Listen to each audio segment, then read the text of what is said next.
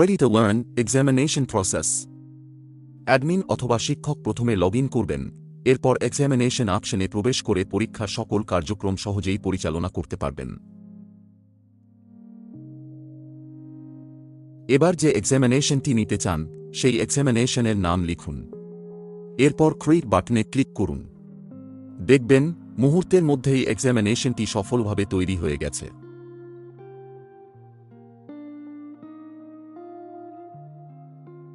এরপর ম্যানেজ বাটনে ক্লিক করুন, তারপর অ্যাকশন ড্রপডাউন থেকে ম্যানেজ এক্সাম পেপারস অপশনে ক্লিক করুন। একটি নতুন পরীক্ষার প্রশ্নপত্র তৈরি করতে অ্যাড এক্সাম পেপার অপশনে ক্লিক করুন। যদি অ্যাডমিন লগইনে থেকে থাকেন তাহলে প্রথমে টিচার নির্বাচন করুন। এরপর পর্যায়ক্রমে সাবজেক্ট এবং ক্লাস নির্বাচন করে পরবর্তী ধাপে এগিয়ে যান। অফলাইন পরীক্ষা হলে অনলাইন অপশনটি আনচেক করুন, আর অনলাইন হলে যেমন আছে তেমনই রাখুন। এরপর পরীক্ষার টোটাল মার্কস নির্ধারণ করুন। যদি অতিরিক্ত কোনো মূল্যায়নের অংশ যোগ করতে চান তাহলে অ্যাড আইটেমে ক্লিক করুন। এরপর আইটেমের নাম লিখে তার জন্য নির্ধারিত নম্বর বরাদ্দ করুন।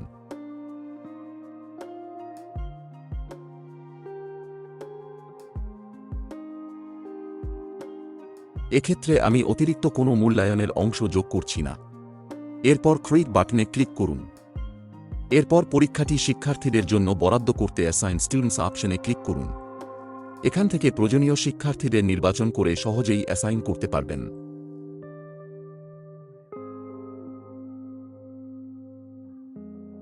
ভিডিওটি সংক্ষিপ্ত ও সহজবোধ্য রাখার জন্য আমি এখানে শুধুমাত্র একজন শিক্ষার্থীকে অ্যাসাইন করছি।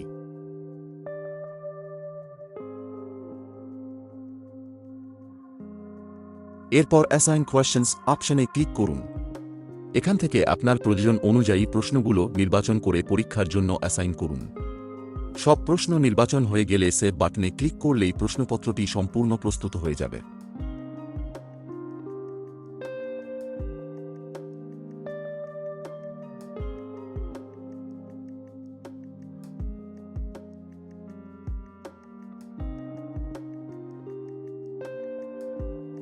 এবার পরীক্ষার তারিখ ও সময় নির্ধারণ করতে অ্যাকশন ড্রপডাউন থেকে স্কেজুল অপশনে ক্লিক করুন।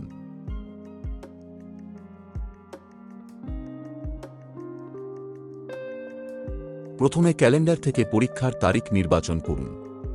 এরপর আগে থেকে তৈরি করা কোনো সময়সূচি নির্বাচন করতে পারেন, অথবা ক্রিয়েট টেমপ্লেট অপশনের মাধ্যমে নতুন সময়সূচি তৈরি করতে পারেন। আমি এখানে পূর্বে তৈরি করা একটি সময়সূচি নির্বাচন করছি। তারপর সেভ টেমপ্লেট কন্টিনিউ ক্লিক করুন। পরীক্ষাটি নির্বাচন করে সেভ করলেই শিডিউল সফলভাবে সম্পন্ন হবে।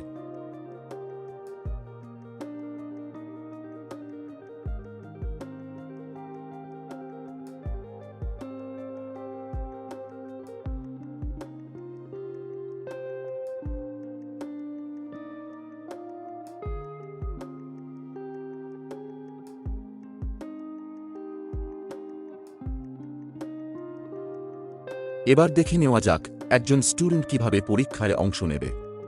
প্রথমে প্যারেন্টস তাঁর নিবন্ধিত ইমেইল ওটিপি ব্যবহার করে লগ ইন করবেন।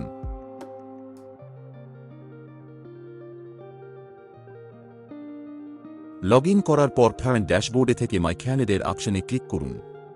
এরপর শিক্ষার্থীর নামের পাশে থাকা অ্যাক্সেস বাটনে ক্লিক করলেই আপনি সরাসরি সেই শিক্ষার্থীর স্টুডেন্ট ড্যাশবোর্ডে প্রবেশ করতে পারবেন। এরপর এক্সামিনেশনস অপশনে ক্লিক করলেই আসন্ন পরীক্ষাটি হাইলাইট হয়ে দেখা যাবে। তবে নির্ধারিত সময়ের আগে শিক্ষার্থী পরীক্ষায় অংশ নিতে পারবে না। নির্ধারিত সময় শুরু হলেই শিক্ষার্থী পরীক্ষাটিতে ক্লিক করে পরীক্ষা দিতে পারবে। প্রতিটি প্রশ্ন মনোযোগ দিয়ে পড়ে সঠিক উত্তর নির্বাচন করুন। এরপর সেভ নেক্সট বাটনে ক্লিক করে পরবর্তী প্রশ্নে এগিয়ে যান। একইভাবে সব প্রশ্নের উত্তর সম্পন্ন করুন।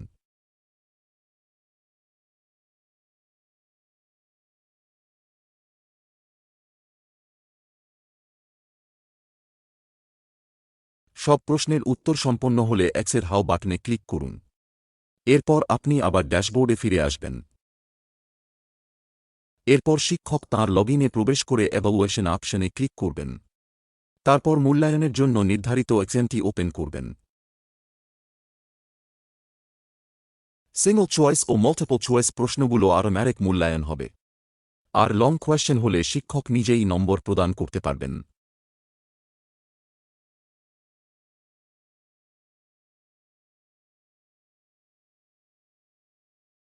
যদি পরীক্ষাটি অফলাইন হয় তাহলে এভ্যালুয়েট অফলাইন অপশন নির্বাচন করে শিক্ষক ম্যানুয়ালি নম্বর প্রদান করতে পারবেন।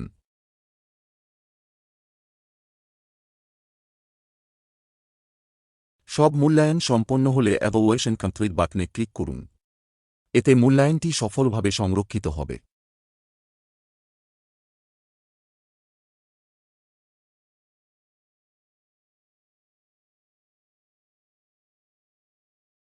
এরপর ড্যাশবোর্ডে ফিরে এসে এক্সামিনেশনস অপশনে ক্লিক করুন। ম্যানেজ বাটনে ক্লিক করে ড্রাফট স্ট্যাটাসের ড্রপডাউন থেকে রেজাল্ট পাবলিশড অপশনে নির্বাচন করুন এবং সেভ করুন। এরপর থেকেই অভিভাবক ও শিক্ষার্থীরা তাদের নিজ নিজ লগইন থেকে পরীক্ষার ফলাফল দেখতে পারবেন।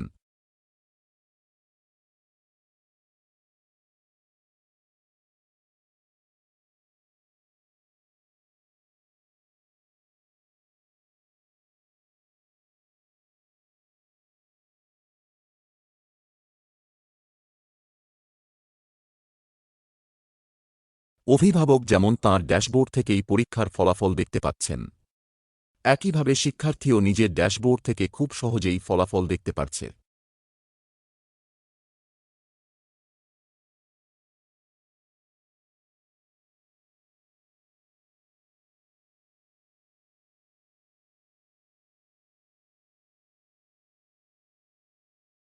Thank you for watching.